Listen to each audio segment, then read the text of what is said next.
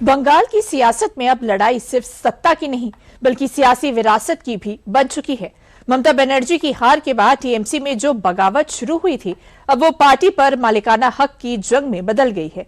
एक तरफ ममता की अगुवाई वाला खेमा है तो दूसरी तरफ बागी विधायक हैं जो खुद को असली टीएमसी बता रहे हैं। सवाल यह है कि क्या टीएमसी के भीतर की ये जंग पार्टी के भविष्य की दिशा तय करेगी। देखिए रिपोर्ट।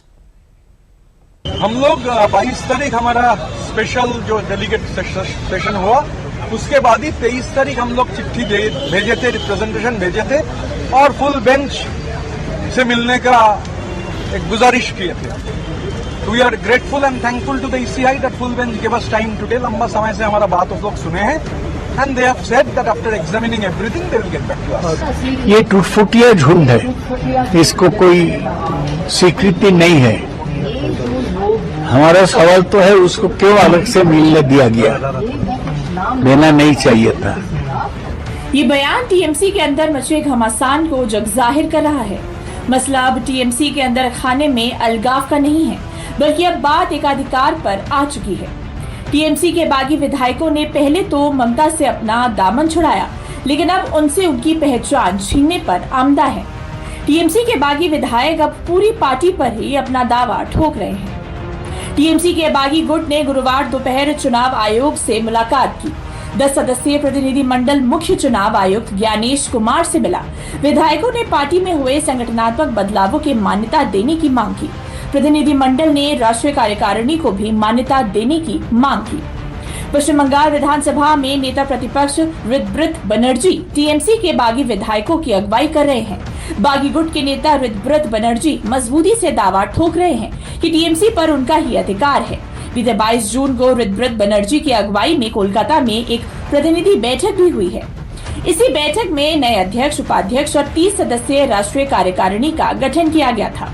22 तारीख जून महीने में कलकत्ता में जो हमारा डेलीगेट सेशन हुआ, उस डेलीगेट सेशन से All India Trinamool Congress committee, national working committee चुने गए और Arup Roy, veteran politician, multiple times MLA and former minister, cabinet minister, उनको पार्टी का चेयरपर्सन चुना गया। हम लोग 23 तारीख की हमारा जो बात है वो जमा किए थे और इलेक्शन कमीशन से गुजारिश किए थे कि हम लोग जितना डेलीगेशन वो लोग अलाउ करेंगे, 5 होगा 5 से ज्यादा होगा उससे ज्यादा, हम लोग आएंगे और फिजिकली फुल बेंच को मीट करना चाहते हैं। हम लोग इलेक्शन कमीशन को धन्यवाद देंगे कि आज इलेक्शन कमीशन का फुल बेंच उन लोगों से हम लोगों का मिलने का मौका मिला और काफी लंबा समय से उन्होंने हमारा जो बात था वो बात सुने हैं और हम लोग ये उम्मीद करते हैं कि जल्द से जल्द इलेक्शन कमीशन, हम लोग जो आए थे, इलेक्शन कमीशन जल्द से जल्द विल गेट बैक टू अस।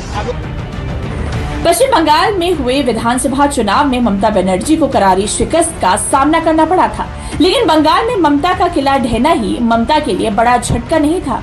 असली तूफान तो उसके बाद शुरू हुआ। पश्चिम बंगाल विधानसभा चुनाव में टीएमसी को महज 80 सीट मिली थी। 3 जून को टीएमसी के 80 में से 58 विधायक ममता से अलग हो गए। 15 जून को टीएमसी के 20 सांसदों ने भी पार्टी छोड़ दिया। बाकी सांसदों ने त्रिपुरा की नेशनलिस्ट सिटीजन्स पार्टी यानी कि एनसीपीआई में विलय कर लिया था। टीएमसी के 13 राज्यसभा सांसदों में से 4 ने इस्तीफा दे दिया है। पार्टी टूट चुकी थी। ममता का सियासी भविष्य भी अधर में लटक गया था, लेकिन ममता की मुसीबतें यही नहीं थमने वाली थी। ममता के लिए सबसे बड़ी मुसीबत पश्चिम बंगाल विधानसभा में नेता प्रतिपक्ष ऋतव्रत बनर्जी लेकर आए और सीधे ममता की पार्टी टीएमसी पर ही दावा ठोक दिया, यानी कि ममता के सियासी अस्तित्व को ही चुनौती दे दी। मांग का तो कोई सवाल नहीं, हम लोग ऑल इंडिया तृणमूल कांग्रेस है तो मांग क्या करेंगे? अच्छा बोलने दीजिए, इतना टिप्पणी करेंगे तो फिर आप ही बोलिए। हम लोग ऑल इंडिया तृणमूल कांग्रेस है, मेजॉरिटी 2/3 से भी ज्यादा मेजॉरिटी एमएलएज और विकास, कॉर्पोरेटर्स और विकास, म्यूनिसिपैलिटी का जो काउंसिलर से हम लोगों के साथ है, जिला परिषद का मेंबर, जिला परिषद का अध्यक्ष, ये लोग हमारे साथ है। जब भी कोई पार्टी का कोई ऐसा सेशन होता है, कॉन्फ्रेंस होता है, कांग्रेस होता है, तो यही सिस्टम है कि तुरंत इलेक्शन कमीशन को इत्तला करना चाहिए। तो 22 तारीख हम लोग मिले, 23 तारीख ही हम लोग यहाँ हमारा रिप्रेजेंटेशन भेज के जमा किए थे हमारा चिट्ठी, और तभी ये उन लोगों से गुजारिश किए थे कि पूरी बेंच अगर हम लोगों को एक अपॉइंटमेंट देगा बहुत बढ़िया होगा। तो हम लोग शुक्रगुजार है, पूरी बेंच हम लोगों से मिले हैं। ममता की टीएमसी अब तक इतिहास के सबसे बुरे दौर में पहुंच चुकी है। 28 लोकसभा सांसदों में से 20 अलग होने के बाद अब महज 8 सांसद बचे हैं। राज्यसभा की बात करें तो 13 में से 4 सांसद इस्तीफा दे चुके हैं, यानी अब ममता के पास महज 9 राज्यसभा सांसद बचे हैं। विधायक पहले से ही घटकर 22 हो चुके हैं। टीएमसी के इस तरह से अचानक धराशायी हो जाने पर सवाल उठ रहे हैं कि आखिर टीएमसी टूटी क्यों, इसको भी समझ लेते हैं। विधानसभा चुनाव में हार के बाद नेतृत्व और रणनीति पर सवाल उठे। पार्टी में अभिषेक बनर्जी को लेकर खुलकर बगावत सामने आई। ममता गुट और बागी गुट में नेता प्रतिपक्ष को लेकर विवाद हुआ। नेता प्रतिपक्ष के चुनाव में कथित फर्जी हस्ताक्षर विवाद से संकट आया। विधायकों और सांसदों में एक लंबे समय से असंतोष भी था।